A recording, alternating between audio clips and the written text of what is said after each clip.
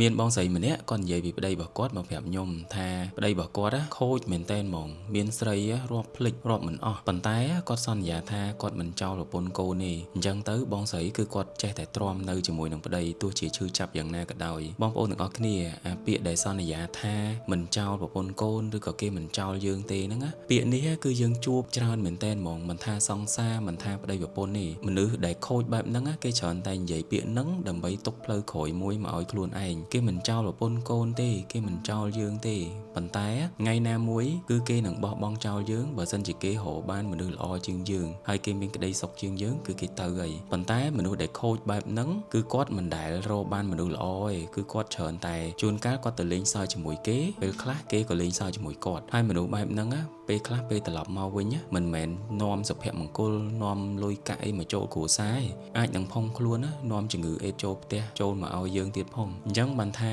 ពាក្យសម្ដីដែលគេសន្យានេះមិនមែនប្រកាសថាសន្យាហើយយើងត្រូវតែទទួលយកយើងត្រូវតែជឿគ្រប់រឿងទេចំពោះមនុស្សខូចមនុស្សក្បត់គឺគេធ្វើអីក៏បានដែរ